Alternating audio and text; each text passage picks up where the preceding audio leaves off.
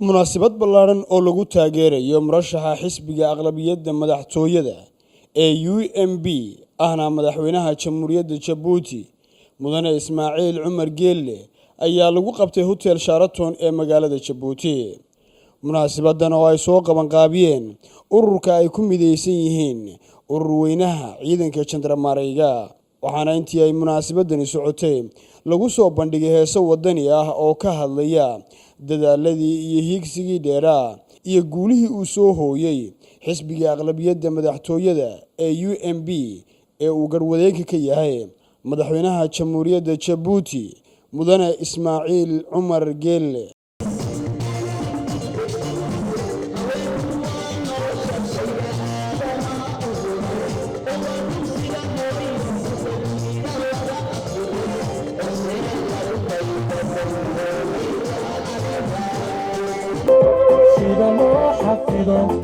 حلال ما يقال بالحمباري كرو الكوماديا بالحمباري كرو الكوماديا هللليا هللليا هللليا هللليا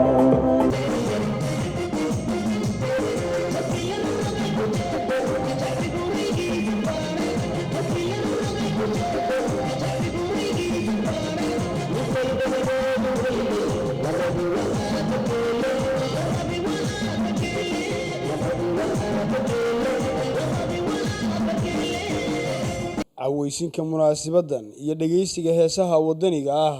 kadib waxa ugu horeey munaasabadaasi daahfuray oo ka hadlay gudoomiyaha ololaha doorashooyinka ee xisbiga aqlabiyadda madaxtooyada UMP mudane Axmed Cali Barre isla markaasna uga mahadceliyay haweenweynaha ciidanka jandarmaanka munaasabadan ballaaran ay ku maamuusayaan isla markaasna ay ku taageerayaan xisbiga aqlabiyadda madaxtooyada ee uu garwadeenka u yahay madaxweyne Ismaaciil Cumar Geelle. waqtiyada soo socda hayna gaarsiiyo inta noo hadhay kolka waxaan niga codsanaynaa dadweynaha halkan isugu yimiday inaad dadaal gashiin kaarashii wixii hadhay aad qaadatiin dadaalka qof walba meeshiisa uu ka galo sidaa awgeed aad iyo aad baan idinku mahadinaynaa dalka kani dadaal badan baa loo soo galay si uu halkan u soo gaaro dadaalkaasi dadaal yar ma ahayn maalintii madaxweynuhu dalkeenna hoggaanka uu qabtay waxaad ogsoonaydeen kooronuhu dalka jirin mushaaradu inay 5 bilood rataar ahayd wixii oo dhan waa laga gudbay waxaa loo tallaabsaday dalku in uu hore u socdo uu dhiso kaabayaasha dhaqaale ay ka mid yihiin doorasho. ugu dambeyntii waxaa iyaguna halkaasi ka hadlay qaar ka mid ah haweenweynaha ciidanka jandarmaanka ee dalkan Djibouti ee munaasabadan soo agaasimay. waxa miyaanan anagu ahayn kuwa iyagu mahad cesha haddaan dumar nahay miyay tahay soo sidaa ma waxaan ka gudubnay waxyaalo badan oo markaan mid sheego xogaha rag ma dareemayaan laakiin dumar oo iniga dareemi doona allah ilaahay maxaan ka gudubnay baad hoosta ka oran doontaa waxa u horeysa yasiraadii iyo gabadhani dugsi waxbarasho tagi mayso kol hadaad aabaadirasaanskuun akhrinta qaanid dee waxba male adigaa wax dhigtee bas naga daa haddii la odhan jiray madaxweynaha jamhuuriyadda marwada koowaad ay garab hayso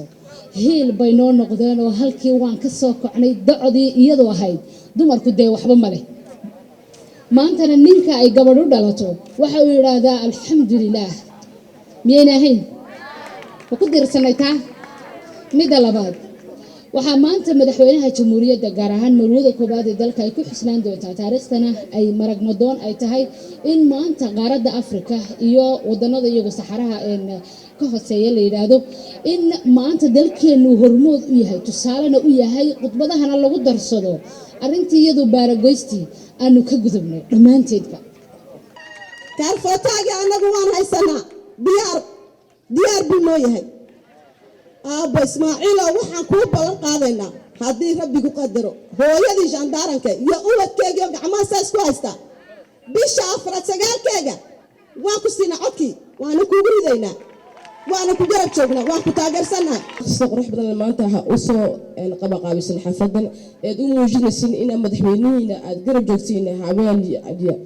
hiliyo hor aad garab joogtiin ma sha Allah wala leenahay sida ay si kasi xoojinsan insha Allah oo si badan leenahay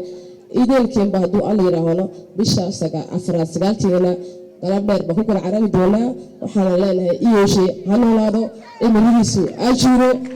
joog baan leenahay haweenka reeshan daarano ninka maxaa leediin munaasabadan ayaa qayb ka munaasabada muddooyinkii u dambeysay lagu taageerayay xisbiga aqlabiyadda madaxtooyada ee UMP ee uu garwadeenka u yahay madaxweynaha jamhuuriyadda Djibouti mudane Ismaaciil Cumar Geele Najiib Cabdiwali Cabdixiis telefishinka caalamiga ee badda cas 24 Djibouti.